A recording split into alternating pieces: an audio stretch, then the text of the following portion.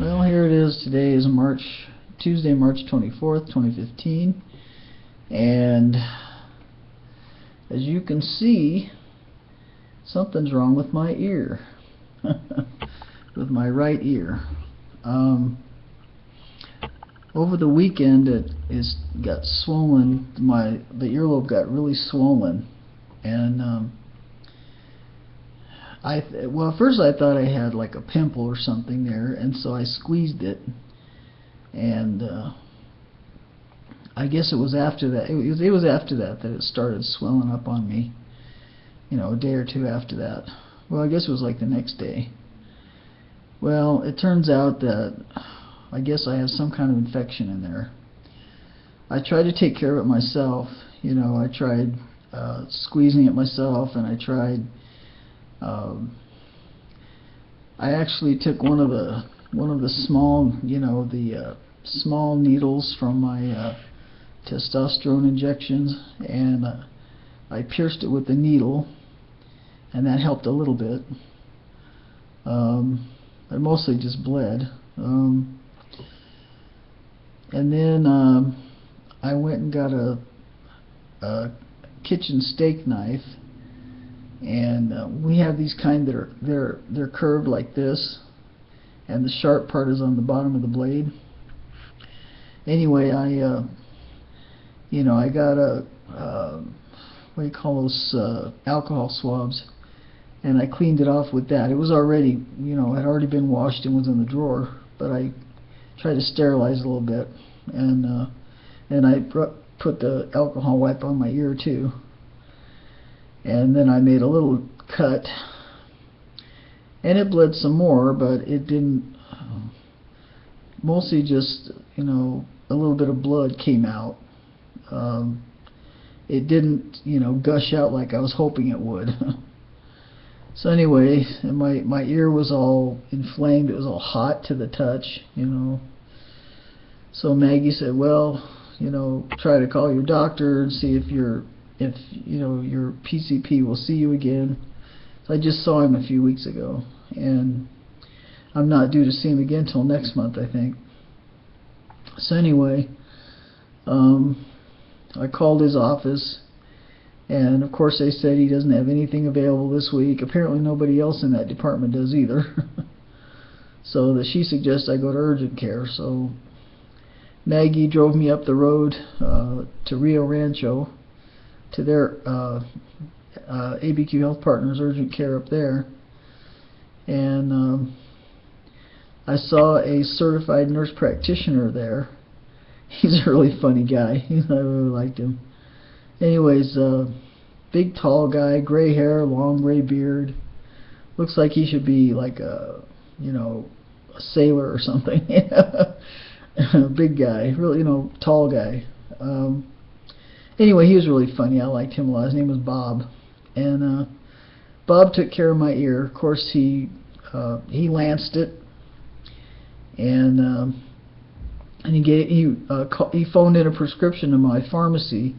By that time, my pharmacy had already closed. The Target pharmacy, they close at 7, so my pharmacy had already closed. But he called in the prescription for it's called cephalexin or something like that. It's a really old antibiotic that they prescribe. I mean, it's been around a long time. So he called that in for me last night, and I went and picked it up this morning. I also had my another bottle of my testosterone cypionate waiting for me at the pharmacy. So I picked them both up. The two of them together only cost me $5.30. I have a really good, Part D prescription drug coverage. So that's great. So the ear is, as you can see, well, you can kind of tell. Well, you could tell even better yesterday. It was all like sticking way out here. And this one's, as you can see, is closer to my head. I have to turn my head for you to actually see it. But yeah, so Anyway, it appears that it's infected, so I have to take this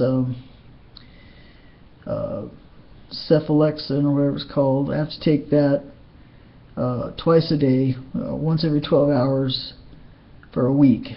So I'll do that, and that should clear it up. And I think now, you know, if Maggie and I together, if me by myself or the two of us together had tried to treat it at home, it could have become a systemic infection rather than just in my earlobe. Over time, it can get into your system, and it can be in your body. So it's a good thing we went and got it taken care of. And it really wasn't that big of a deal, you know. He just made a little cut, and well, he had to go back and make it a tiny bit bigger, but just went in there and, you know, made a little slice, and, you know, a bunch of stuff came oozing out, and he had a thing draped over my, I was just sitting in a chair, he had a thing draped over my shoulder in case it dripped. And it was fine after that, you know, just put a bandage on it, a Band-Aid, and sent me home. So, of course, when the anesthetic wore off, I started to feel it. My earlobe was like, oh, I could feel it. Today it's just really sore, so anyway, so this thing is should be gone. It should be gone probably by this weekend, I'm thinking. The weather here is really nice. It's in the 70s now. You know, boy, once spring was official last week, you know, like last Friday, the weather just started, you know, warming up real nice. So we've been going out more, taking the dogs, you know, on the weekend, take them to the park and stuff. So that's been good. I read something on the internet today that really upset me. It happened in Minnesota, at this hospital in Minnesota. This trans guy had to go in there. He had some sort of genital, well, he didn't have like a phalloplasty, he just had, you know, still had that part female. So anyway, he got his genitals became inflamed, you know, the female genitals. And so he went to the hospital, and oh my gosh, the way he was treated was horrible. You know, the emergency, from the emergency room doctor all the way to, you know, they admitted him to the hospital. He had two doctors that just really treated him terribly, and then and the nursing staff was horrible to him, you know, making fun of him and stuff, and, you know, pointing and whispering and da da da. The first doctor that examined him was really nasty. He was like, you know, said he was poking. I mean, the thing was inflamed and, you know, was painful, and he kept poking it. The doctor kept poking it, saying he was examining. And finally, the guy's mother was with him. And just, you know, he was just like literally brought the trans guy to tears, and, you know, with the pain. And his mother's like, well, stop poking him, you know. So he just said, well, you know, he just wrote that he couldn't diagnose him because he was undiagnosable because of blah, blah, blah. It's like, what? You know? So they admitted him in the hospital, and another doctor didn't treat him any better. He just was treated horribly, and, you know, very disrespectful of his gender identity. So that worries me. You know, that's a concern of mine about, you know, what if something happens with me? You know, what if I, like, got in an accident, and, you know, and I had to be taken by ambulance to the hospital, especially if I, you know, even if I was unconscious or semi-conscious or whatever, you know, what if something like that happened? And what would happen to me if they, you know, if they looked at my, like, driver's license and it said male, and they look at my, you know, genitals and go, I mean, what would happen? See, this kind of stuff is what worries me. I don't know. That's why I'm still, you know, wondering if I really want to become legally male. Because if I do, I could run into that kind of thing, that kind of prejudice,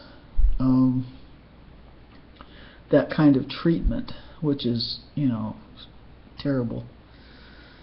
So I'm still thinking about that, whether or not I'm going to become legally male when I change my name, or just remain legally female, which I can do that. Just change my name, my first name, to Chris, and just still legally be female. I can continue on the testosterone, whatever.